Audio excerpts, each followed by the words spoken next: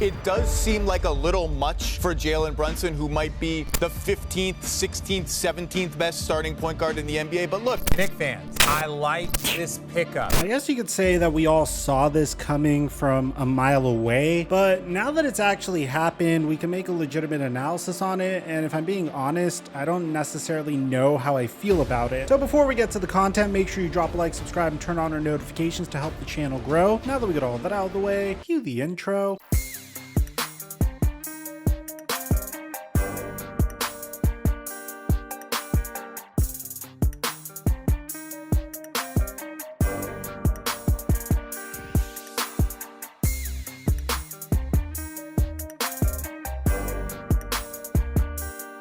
Mic check 1 2 1 2. What's going on, everybody? A few days ago, the New York Knicks made a variety of moves. As a matter of fact, these moves started a week ago when the New York Knicks traded the 11th pick in the NBA draft and moved down to the 13th pick and eventually traded the 13th pick and eventually just drafted nobody until like the 30s and decided to do so they could clear up as much cap space as possible. And by doing this, they were able to get Kemba Walker's contract off of the books. And I already went out on a limb to defend them because I felt like in the New York Knicks case, they already had a decent amount of young talent. I mean, they have so much young talent that their young talent isn't even playing currently. I'm specifically talking about Obi Toppin and Cam Reddish, which they're trying to trade Cam Reddish currently, which is kind of disappointing because I really wanted to see RJ Barrett and Cam Reddish develop together, but I guess Tom Thibodeau doesn't like Cam Reddish or doesn't believe in the potential of Cam Reddish or wants to win now, whatever. So I defended the New York Knicks for doing that, but when I found out what they were doing these moves for, there were two rumors that popped out at us. The first one being that they were doing all of these moves so they could potentially make a run at DeJounte Murray and Jaylen Brunson. So I love that. Bringing in DeJounte Murray and Jaylen Brunson, I mean, DeJounte Murray I'm a huge fan of. He has such great two-way potential. I felt like that made a lot of sense for this New York Knicks team. But when I found out that it had nothing to do with DeJounte Murray and DeJounte Murray eventually would get traded to the Atlanta Hawks to pair with Trae Young, then I realized the only person that they're really trying to go after was Jaylen Brunson. Now look, man, I want to start this video out by saying I think Jaylen Brunson's a phenomenal talent. I think he's a remarkable player. I mean, I feel like he is definitely above average to even good as a basketball player. But I mean, this just has to go with my investment strategy as well. And I guess when we talk about basketball, when you're paying these free agents this sum of money, like, I don't know, over $100 million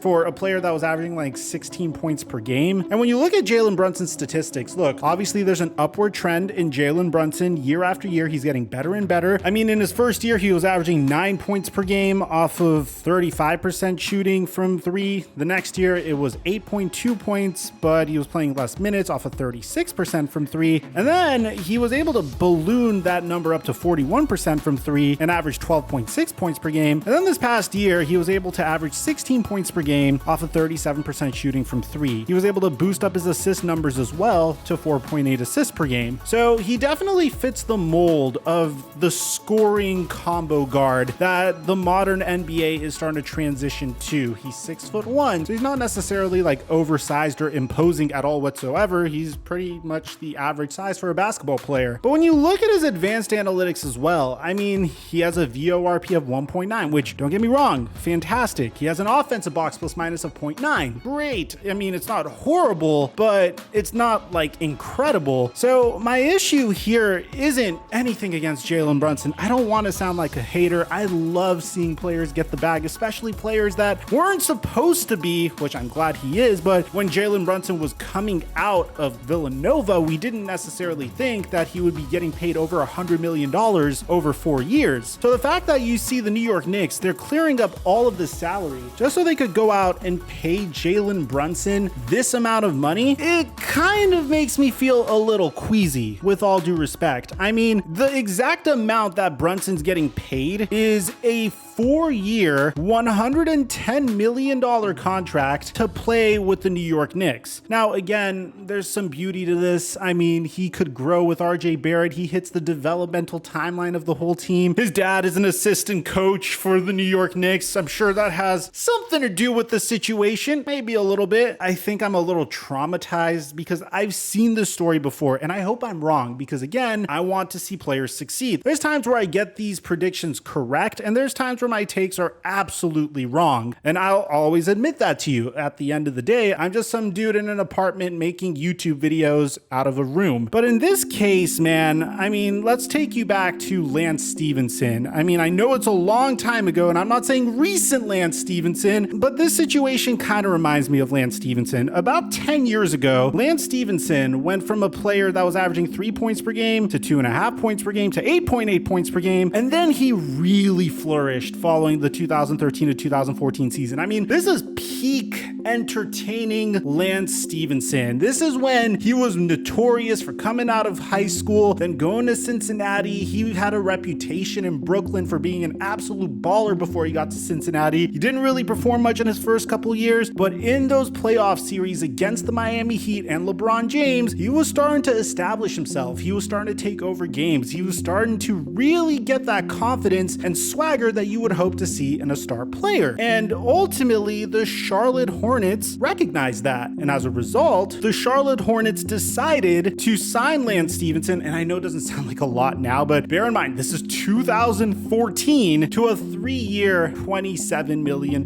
contract. That's considered to be like super underpaid in today's NBA. But back then, it was considered to be a pretty hefty chunk of change. So Lance Stevenson would go to the Charlotte Hornets, and the philosophy was very similar here. They thought that, oh, we have Kemba Walker. We need to get Kemba Walker an adequate backcourt mate. So let's go after Lance Stevenson to complement Kemba Walker. While Lance Stevenson would play one full season in Charlotte and would average 8 points per game, and his 3-point percentage just regressed to 17% from three before the Charlotte Hornets thought that they had enough and decided to trade him to the Los Angeles Clippers. And man, like, there's other instances of this. I'm not going to bring in Chandler Parsons because he was a similar situation, but he got injured once he went to the Dallas Mavericks, and I don't really like using that as an example because who knows, if Chandler Parsons never got injured, then maybe things would have worked out a little bit better for him once he left the Houston Rockets. At the same time, there are instances like James Harden, but I think James Harden was a little bit more obvious when he was on the OKC Thunder and he was coming off of the bench, and inevitably the OKC Thunder had to do something and trade him because they didn't want to pay luxury tax and they didn't really want to wait on James Harden to give them an answer on a contract extension. Very weird story, but he gets traded to the Houston Rockets and he absolutely balls out. I don't want to say this is a horrible move. It's just, it makes me a little uncomfortable to pay any free agent this amount of money, a 4-year, $110 million